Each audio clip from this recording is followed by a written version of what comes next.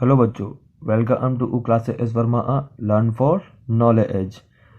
इससे पिछले वाले वीडियो में हमने चैप्टर शुरू किया था प्रायिकता का 11th क्लास प्रायिकता का, जिसमें हमने इसके एग्जाम्पल सॉल्व किए थे। इस वीडियो में हम इसकी एक्सरसाइज के 16.1 के क्वेश्चन आंसर सॉल्व करेंगे। क्वेश्चन पहला कहा गया है कि प्रश्न 1 से 7 तक प्रत्येक निर्दिष्ट परीक्षण का प्रतिदर्श समिष्ट लिखिए। तो इस चैप्टर में इस एक्सरसाइज 16.1 में सिर्फ एक ही क्वेश्चन पूछा गया है, केवल प्रतिदर्श समिष्ट सैंपल स्पेस निकालना है। हर क्वेश्चन में आपको एक ही चीज करनी है, केवल उसका प्रतिदर्श समिष्ट या सैंपल स्पेस ज्ञात करना है, यानी कि उसमें कुल कितनी तरह की घटनाएं घटित हो सकती है। इसके एग्जाम्पल सॉल्व कर लिए हैं, उसी बेस पे हम आगे बढ़ते हैं। क्वेश्चन ने कहा है कि एक सिक्के को 3 बार उछाला गया है। एक सिक्के को कितने बार उछाला गया है? 3 बार उछाला गया है। तो उसका प्रतिदर्श समिष्ट ज्ञात करना है। तो जैसा कि हमने पहले किया था एग्जाम्पल में, हमने कहा था कि यदि मेरे पास कोई घटना शुरू हुई है सिक्के के लिए, हमने कहा था कि एक सिक्के को उछालने पर एच और टी दो परिणाम होते हैं। और यहाँ पे एक कहा गया है कि एक सिक्के को 3 बार उछाला गया। मान लेते हैं हमने कि एक बार सिक्के को उछाला, हेड टेल में से कोई भी आ गया, फिर उसके बाद में हेड टेल में से कोई भी आ गया, और फिर उसके बाद में वापस तीसरी बार में भी हेड टेल में से कोई भी आ सकता है। इन तीनों परिणामों को हम गुणा कर लेंगे, जिससे कि हमारा सैंपल स्पेस बन जाएगा। तो सैंपल स्पेस एस लिख देते हैं। इसके लिए गुणा करते हैं, पहले इसको इससे गुणा करेंगे तो एच को एच से किया तो ये एच एच एच आ जाएगा। फिर इसको ओ इससे गुणा करेंगे तो ओ एच टी आ जाएगा। सिंपल जैसे आप गुणा करते हैं, ये आगे है ये पीछे आ रहा है, तो ये आपको वैसे ही लिखना है, टी एच ये टी एच हो जाएगा। फिर उसके बाद में ए टी टी आ जाएगा। अभी ई वाला बाकी रह गया, इसको ओ हम अब गुणा कर लेंगे अगली ई बार, तो आपका सैंपल स्पेस बन जाएगा। इस दोनों ओ को ओ इससे एच से गुणा करेंगे तो यह जाएगा एच एच एच। फिर इस वाले ए को भी इस एच से गुणा करेंगे तो हमारे पास आ जाएगा एच टी एच। फिर इस वाले को भी एच से गुणा करेंगे तो यह आ जाएगा टी एच एच। और फिर इस वाले एक लास्ट वाले को भी एच से गुणा करेंगे तो आ जाएगा टी टी एच। ये चार परिणाम तो ओ आ गए इस वाले एच से गुणा करने ए पर। फिर इन चारों ओ को ओ टी से भी गुणा करेंगे तो वो भी लिख देते हैं। जब इसको ओ हम टी से गुणा करेंगे तो हमारे पास बनेगा एच एच टी। इसको ओ गुणा करेंगे ए टी से तो आ जाएगा एच टी टी। फिर इसको गुणा करेंगे तो आ जाएगा हमारे पास में ए टी एच टी, और लास्ट में ए टी टी टी। कुल ये 8 परिणाम प्राप्त हो जाएंगे। जैसा कि हमने पहले भी कहा था, एक सिक्के को उछालने पर 2 परिणाम आते हैं, 2 सिक्कों को उछालने पर या एक ही सिक्के को 2 बार उछालने पर 4 परिणाम आते हैं। और अब कितने हो गए? 8 हो गए। 4 सिक्कों को चलेंगे तो 16 हो जाएंगे, और इसी तरह से डबल होते जाएंगे। तो ये क्वेश्चन नंबर फर्स्ट था आपके पास में। एक्सरसाइज हमारे पास कौन सी चल रही है? 16.1 11 क्लास की 16.1 कर रहे हैं हम सॉल्व। एनसीईआरटी ई बुक की देख लेंगे, बुक में आप साथ साथ चलते रहे। क्वेश्चन नंबर 2 है, एक पासे को 2 बार उछाला गया है। तो एक पासे को 2 बार उछाला गया है, तो इसका सैंपल स्पेस हमने एग्जाम्पल में देख लिया है, जहाँ पे 6 इंटू 6 कुल मिला के 36 परिणाम आए थे। वहाँ पे हमने लिखा था एन एस इक्वल टू कितना आ जाएगा? नंबर ऑफ एलिमेंट कितने हो जाएंगे? 6 इंटू 6 इक्वल टू कितना आ जाएगा? 38 से, यानी एक इक्वल 36 परिणाम बनेंगे। और 36 परिणाम आप एग्जाम्पल नंबर ये हमें दिया गया था, एग्जाम्पल नंबर 2 इसके अंदर बने हुए हैं, यहाँ से लिख सकते हैं। अगला दिया गया है, एक सिक्का 4 बार उछाला गया है। तो 4 बार उछालेंगे तो सेम आपको इसी तरह से करना है जैसे हमने क्वेश्चन नंबर फर्स्ट किया है।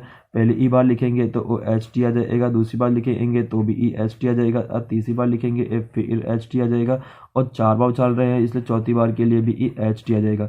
इन चारों को गुणा कर लेना, जैसे कि मैंने यहाँ पे किया है, ये 3 बार गुणा हो चुका है। आप एक बार ब्रैकेट 8 और लिख देना यहाँ पे एच टी ई। तो इन 8 के 8 को पहले एस से करना, फिर 8 के 8 को टी से करना, तो कुल 16 परिणाम आपको प्राप्त हो जाएंगे। अगला क्वेश्चन कह रहा है, एक सिक्का उछाला गया है और एक पासा फेंका गया है। एक सिक्का भी उछाला गया है और एक पासा भी फेंका गया है। तो हम मान लेते हैं हमारे पास में एक सिक्का उछाला गया है और एक पासा उछाला गया है, तो हम मान लेते हैं हमारे पास ये घटना शुरू होती है। घटना शुरू होते ही एक सिक्का उछाला गया है। सिक्का उछालने पर 2 परिणाम प्राप्त हो सकते हैं, या तो हेड आएगा या फिर हमारे पास में टेल आएगा। अब उसने कहा कि इसके बाद में आपको एक पासा उछालना है, तो एक पासे को उछालने पर कुल 6 घटनाएं हो सकती हैं, 1 2 3 4 5 और 6। सेम इसमें भी ई वही घटनाएं आएंगी, ई 1 2 3 4 5 और 6। अब इन सबको गुणा कर देंगे तो हमारा सैंपल इस पे ए प्रतिशत असमिष्ट निकल जाएगा। सैंपल इस पे ए प्रतिशत समिष्ट क्या बन जाएगा, एस। पहला इसका लेते हैं, एच को और इन सबसे गुणा कर देंगे तो क्या जाएगा हमारे पास में H1 H2 H3 H4 फिर H5 H6 और इसके बाद में नीचे वाले को गुणा कर लेंगे तो आ जाएगा हमारे पास में T1 T2 T3 T4 T5 and T6।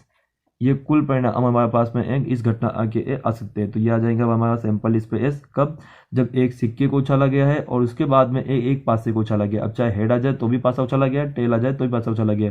अगर इसने कह दिया होता कि केवल हेड आने पर ही पासा उछाला गया है तो केवल हम ये लिख देते और एक टी लिख देते और वहीं पे ये रुक जाता और ये काम खत्म हो जाता कि हम इसने कहा कि भाई हेड भी आ रहा तो भी पासा उछाल रहे, टेल आ रहा है तो भी पासा उछाल रहे। तो कुल ये हमारे पास में 12 परिणाम प्राप्त हो जाएंगे।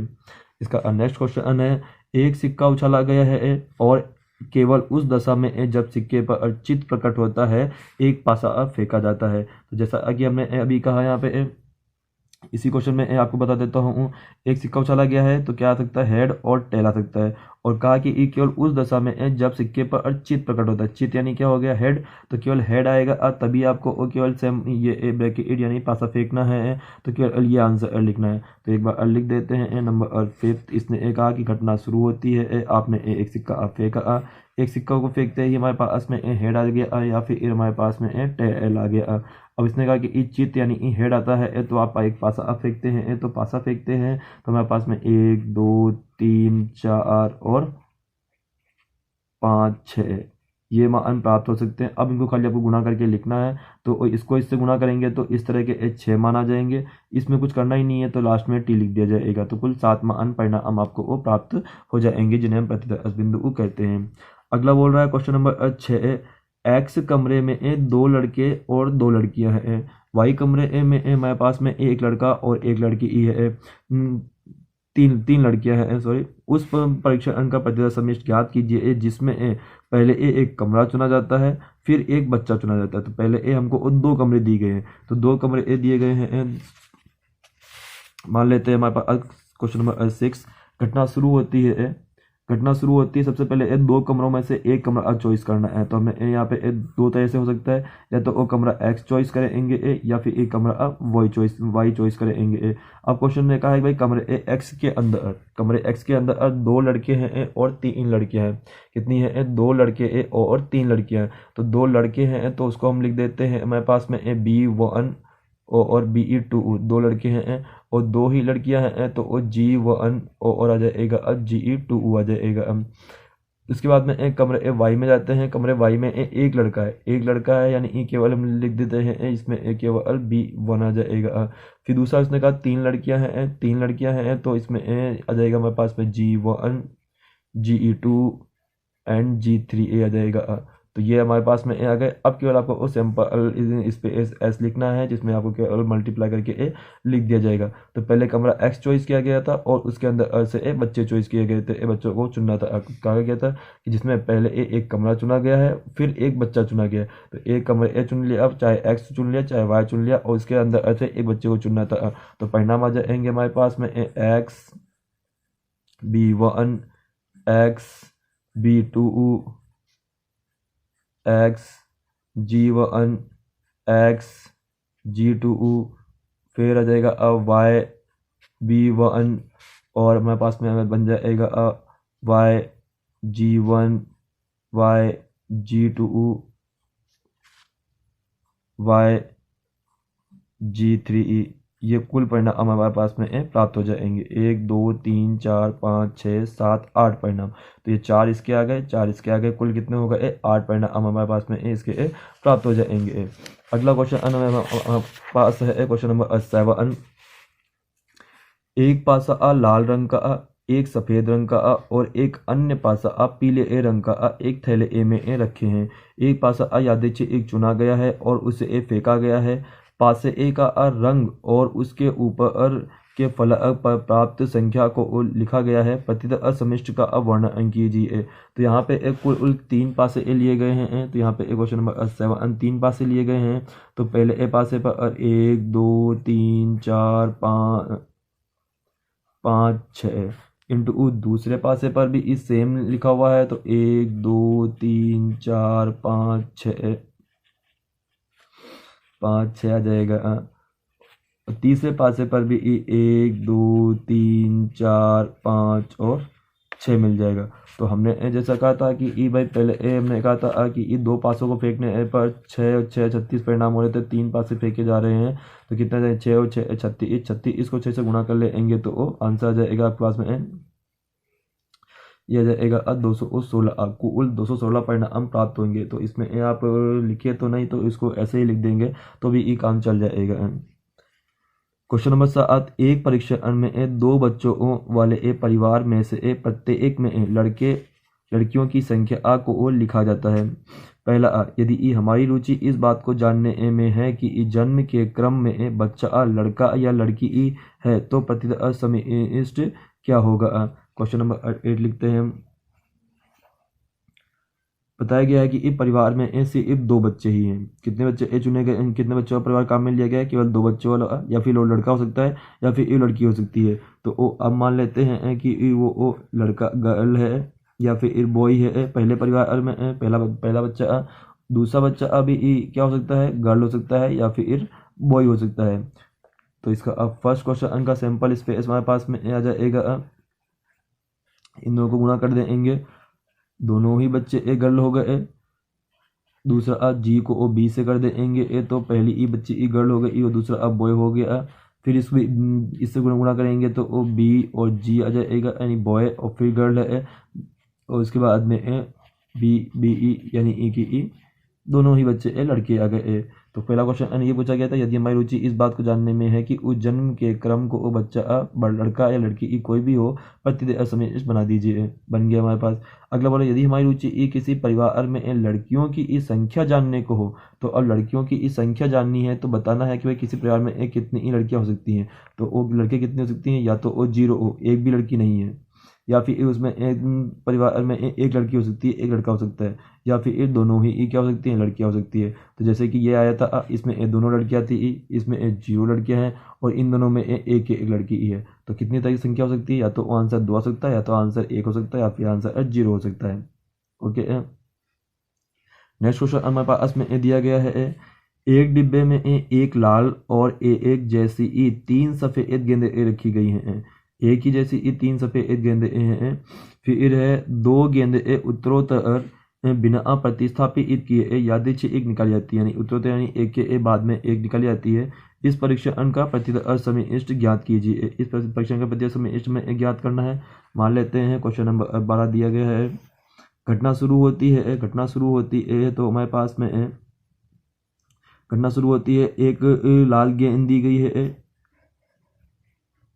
पहले गेंद निकाली हमने, मान लेते हैं हमारे पास में लाल गेंद आ गई। तो अब अंदर बची कौन सी गेंद है, केवल सफेद गेंद है, यानी कि तीनों ही से एम है तो तीनों को ही केवल डब्ल्यू लिखेंगे।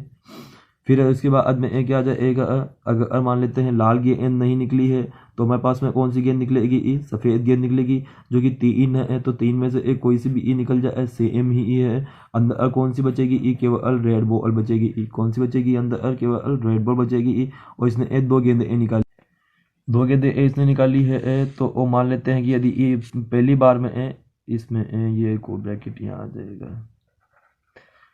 मान लेते बाद दो गेंदें निकाल, पहली बार में एक गेंद निकालेगा, या तो वो रेड होगी या फिर वो वाइट होगी। रेड अगर बॉल निकल जाएगी तो अंदर केवल वाइट बॉल बाकी रह जाएगी।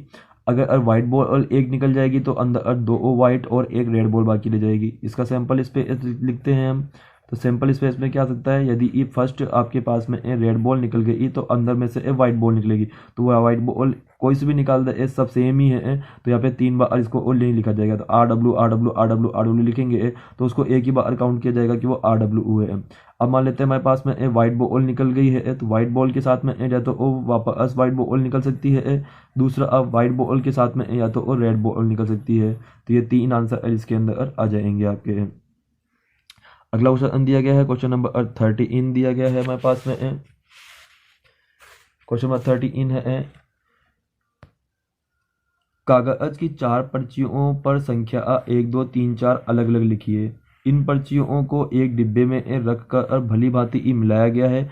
एक व्यक्ति इस डिब्बे में से 2 पर्चियां एक के बाद दूसरी बिना प्रतिस्थापन के, मतलब कि एक निकाल लेंगे, उसको वो वापस अंदर नहीं रखना है।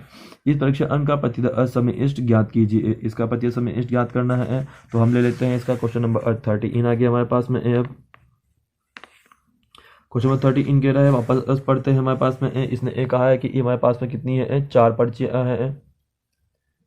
4 पर्चियां 1 2 3 4 लिखा हुआ है। तो घटना शुरू होती है, और इनमें से कोई भी एक पर्ची निकल जाती है। कोई भी एक पर्ची निकल जाती है, मतलब कि 4 परिणाम हो सकते हैं, या तो वो 1 निकल सकती है, या फिर 2 आ सकती है, या फिर 3, या पर्ची 4 आ सकती है। अब इसने कहा कि अब दूसरी पर्ची निकालनी है।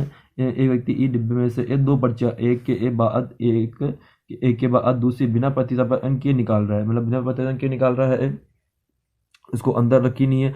अब वो यहाँ पे मान लेते हैं कि ये हमारे पास में पहले नंबर 1 की पर्ची निकल गई, नंबर 1 की निकल गई। तो अब डिब्बे में कौन सी बाकी रही, केवल 2 की, 3 की और 4 की बाकी रही। ये आ जाएगा क्योंकि उसने एक थैले में से जो भी इसने काम में लिया है, क्या कहा इसने, ये डिब्बा का है। तो डिब्बे में मान लेते हैं कि भाई डिब्बे में 4 पर्ची उसने स्टार्टिंग में रखी थी। अब उसने हाथ डाल करके एक पर्ची निकाली, उस पर 1 लिखा हुआ था, और उसको वो बाहर रख लिया अपने पास में। अब डिब्बे में केवल 3 पर्चियां ही बाकी रही। कौन कौन से नंबर की, 2 3 और 4। अब वो दोबारा हाथ डालेगा अब उसके अंदर डिब्बे में, तो वो केवल या तो 2 निकल सकती है, या तो 3 नंबर की, या 4 नंबर की। सेम इसी तरह से मान लेते हैं कि पहली बार में 2 नंबर की पर्ची आ चुकी है, तो अब आ सकती है केवल 1 की, 3 की और 4 की। यदि फर्स्ट बार में 3 नंबर आ चुका है, तो अब आ सकता है केवल 1 नंबर और 2 और 4। फिर इस वाले में आ जाएगा 1 2 और 3। अब इन सबको आप सब मल्टीप्लाई कर ले, आपका सैंपल स्पेस बन जाएगा। तो सैंपल स्पेस क्या आ जाएगा हमारे पास में, 1 को 2 से मल्टीप्लाई करेंगे तो 1 2 1 3 1 4। फिर दूसरा 2 1 2 3 और 2 4 आ जाएगा। इसी तरह से अगला आ जाएगा हमारे पास में 3 1 3 2 और 3 4।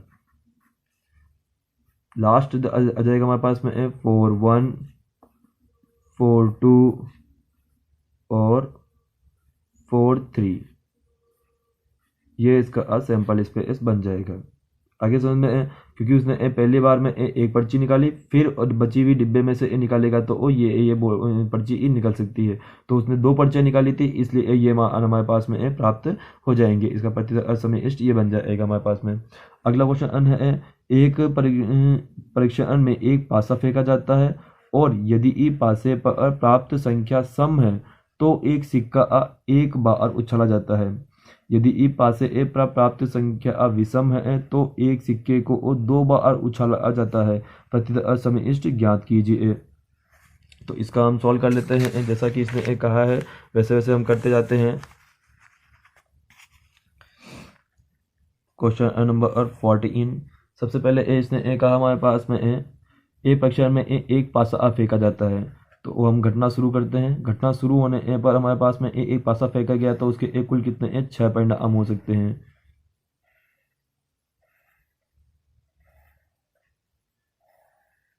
ये 6 परिणाम हो गए। कौन कौन आ सकता है, 1 आ सकता है, 2 आ सकता है, 3 आ सकता है, 4 आ सकता है, 5 आ सकता है और 6 आ सकता है।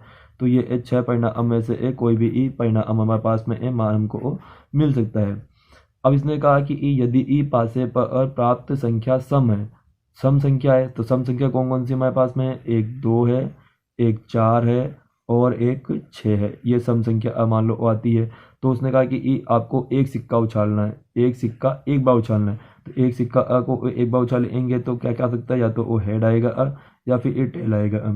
इसमें भी जब 4 आएगा तब भी हमको सिक्का उछालना है, तो हेड और टेल आ सकता है। 6 आएगा तो भी आपको हेड और टेल वाला सिक्का उछालना है। ये आ गया। अब बोल रहा है यदि ई पासे पर प्राप्त संख्या विषम है, तो विषम कौन कौन सी रही, 1, 3 और 5। तो हमको उस सिक्के को और दो बार उछालना है। तो हमको वो मालूम है कि सिक्के को दो बार उछालने पर क्या क्या परिणाम आते हैं। इस सिक्के को दो बार उछालने पर 4 परिणाम प्राप्त होते हैं, H H, H T, T H और टी टी। ये 4 परिणाम प्राप्त होंगे। इस वाले ए में भी ये सेम ऐसा ही लिख देता हूँ यहाँ पे, H H, H T, T H, T T. फिर इसमें भी ई विषम संख्या है, इसमें भी ई सेम आएंगे, H H, H T, T H और टी टी। ये बन गया, खत्म हो गया। अब हमें केवल सैंपल स्पेस लिखना है। सैंपल स्पेस लिख देते हैं। सैंपल स्पेस आ जाएगा एस इक्वल टू ओ, सबको मल्टीप्लाई करना है। तो अब के लिए 1 को ओ इससे मल्टीप्लाई कर लेंगे, 1 को इससे मल्टीप्लाई कर लेंगे तो क्या आ जाएगा हमारे पास में, एच एच, पहले 1 लिख देता हूँ, 1 H H, 1 H T, 1 T H, 1 T T, ये आ जाएगा। फिर नंबर 2 ऊ को कर लेंगे तो क्या बनेगा, 2 के साथ में एच, ध्यान रखना कोमा है, 2 एच से मल्टीप्लाई होगा, या फिर 2 के साथ में टी आ सकता है। फिर इसी तरह से 3 के साथ में लिखेंगे तो क्या लिखा जाएगा, 3 H H, 3 H T, 3 T H, 3 T T, ये हो गए। अब बारी 4 की, 4 के साथ में क्या लिखा जाएगा, 4 एच और 4 टी, दिया जाएगा अब 4 एच और 4 टी। ध्यान रखना यहाँ पे 2 बार सिक्के उछाले गए हैं, इसलिए 4 घटनाएं लिखी हुई है। यहाँ पे एक ही बार सिक्का उछाला गया था, इसलिए ओनली 4 एच और टी हो सकता है। एक सिक्का उछालने पर केवल हेड और टेल ही आ सकता है। फिर लास्ट ये दिया हुआ है 5 के साथ में तो 5 एच एच आ सकता है, 5 एच टी आएगा, फिर कोमा 5 टी एच आएगा,